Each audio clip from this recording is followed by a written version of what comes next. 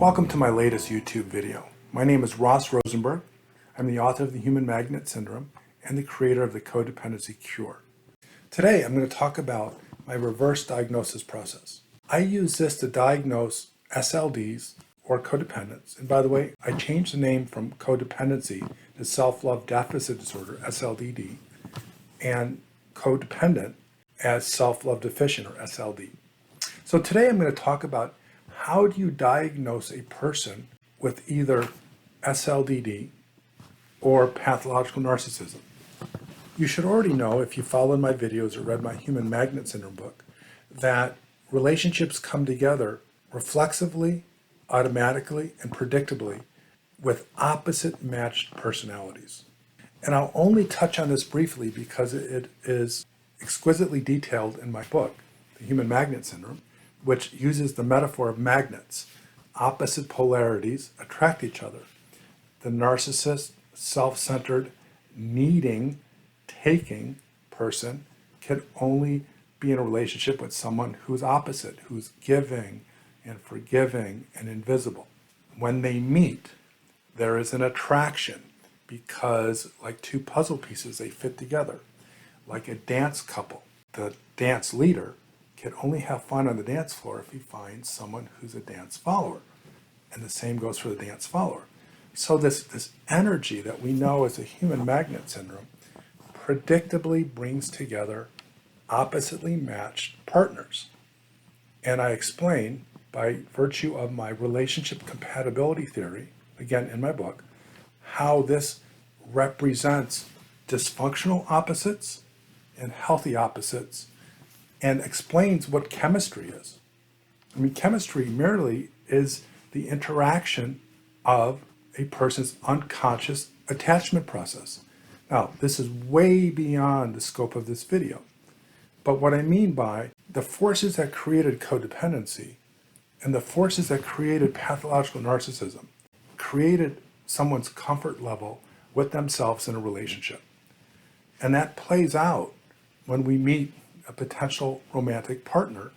Do we find them attractive and comfortable? Do we have chemistry?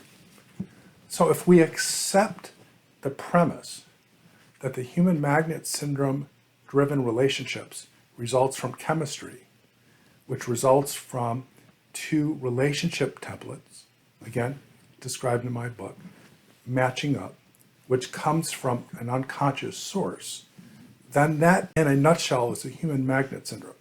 What I did in my book, The Human Magnet Syndrome, is I finally deconstructed what people know as codependency. I explained that the definitions that were already in books and out there did not make any sense. They focus mostly on personality traits, people who control too much, people who didn't control enough, people who are too passive. And the more that I looked into it, I realized that there are so many variations of codependency as there are pathological narcissism. And that's when I created the 4 categories, actually 5. And if you followed my videos or read my book, you know it's active, passive, oblivious, cerebral, and anorexic. And I've created and or borrowed the categories for pathological narcissism. We have the borderline personality disorder, the narcissistic personality disorder, the antisocial personality disorder, this fairly addicted person, and then the subcategories of NPD, narcissistic personality disorder, covert narcissist, malignant narcissist. So what we have are so many variations of the pathological narcissist on one end of the continuum and the codependent or the SLD on the other. If you understand the mechanics of the human magnet syndrome, you understand why people come together in these seemingly bonded, stuck, persistent, and sometimes permanently broken relationships. But this video is not about the human magnet syndrome, its theory, its explanation. It's about how do you diagnose someone who is either a codependent or a narcissist, and especially, how do you diagnose someone who you can't tell? And for that, I created this idea, this method called the reverse diagnosis method. So let me first explain how you diagnose someone who's codependent or narcissistic. The assumption in the forward, or what I would call just the regular human magnet syndrome relationship orientation diagnosis, is by observation. But you have to understand the mechanics of the human magnet syndrome theory and my reconceptualization of codependency or SLDD. And so let me simply explain how I took this long, bulky definition of personality types and simplified it. The definition of codependency, or self-love deficit disorder, it's a definition of the distribution of love, respect, and caring in a relationship. The distribution of LRC, love, respect, and caring in a relationship. If a person gives all of the LRC away, expect it to be mutual or reciprocated. It's not mutual reciprocated because, let's say, they're an SLD and they fell in love with a narcissist. They try to make it mutual reciprocated. They cannot, and they stay in a relationship. The definition of codependency, or SLDD, is a problem with the distribution of love, respect, and caring in a relationship. The SLD gives all of the love, respect, and caring to other people. They want it to be reciprocated. It's not. They try to make it reciprocal or mutual. They can't, and they stay in a relationship. That's it. Seriously, that's it. What that allows you to do, it allows you to objectively look at a person who's potentially an SLD or codependent and break free from these made-up personality traits that correlate with codependency. Like, for example, people correlate dishonesty with narcissism. That's not true. There are a lot of manipulative and dishonest codependents. People correlate anger with borderline personality disorder. I know plenty of SLDs that are angry.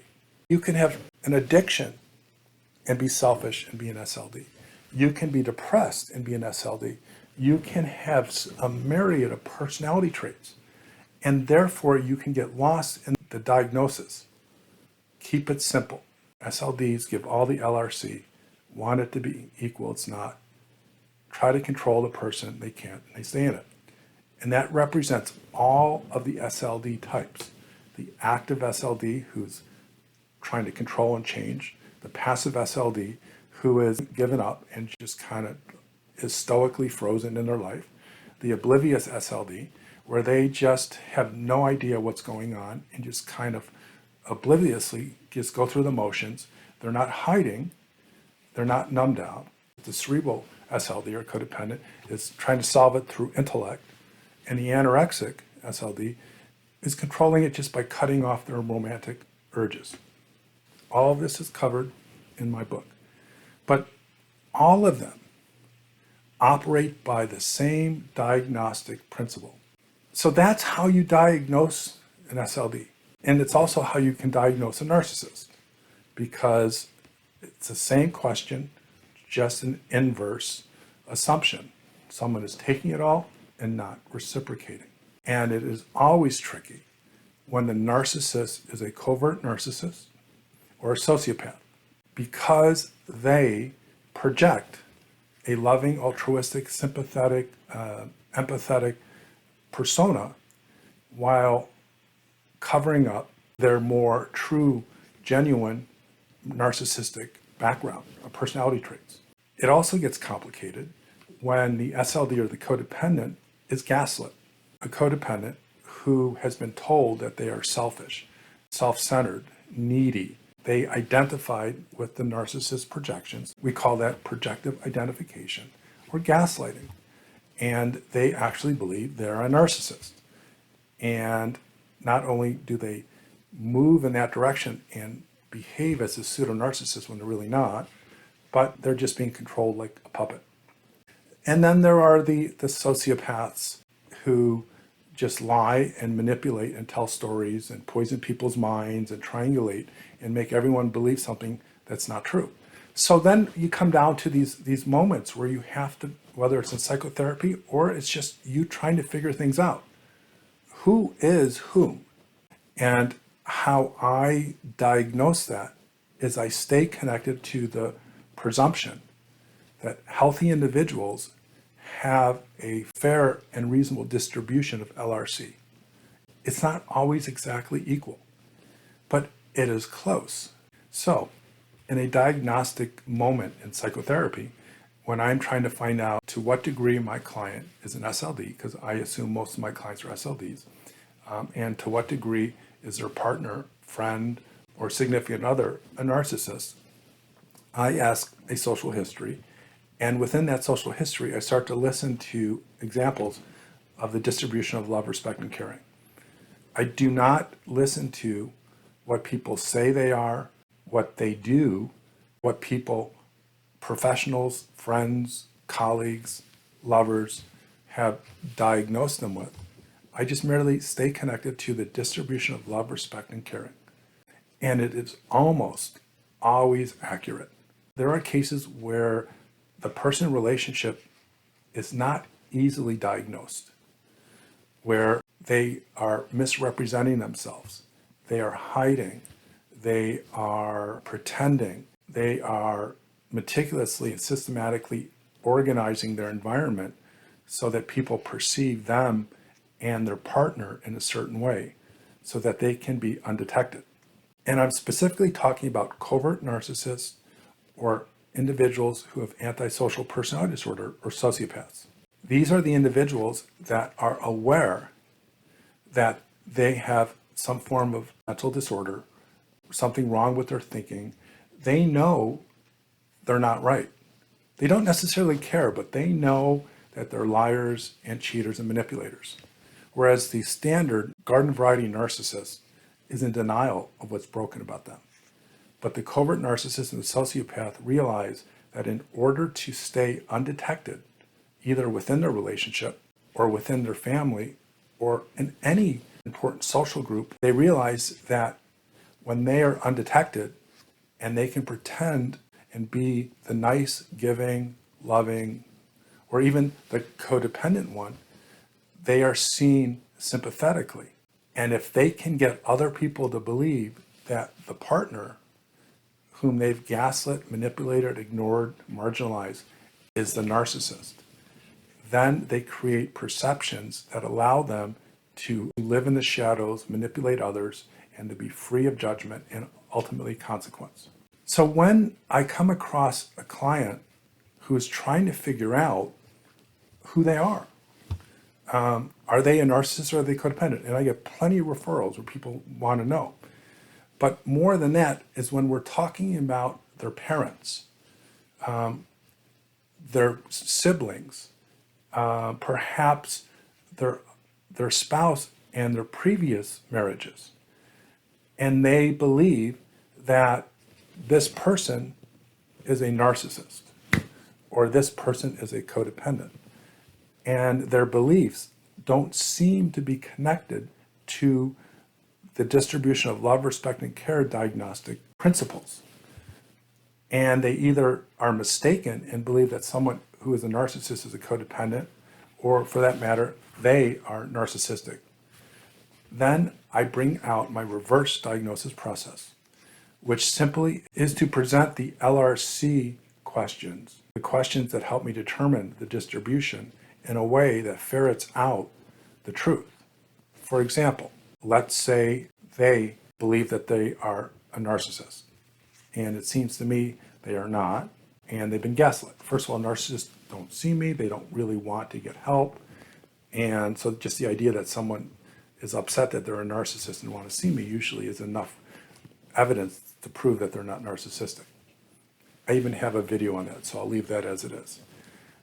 I will explain the idea of the human magnet syndrome, and then we will go over the distribution of love, respect, and caring, and I will, one incident at a time, one person at a time, child at a time, relationship at a time, phase of their life at a time, will try to prove to them that the amount of love, respecting, and caring was always one way, them giving and not receiving.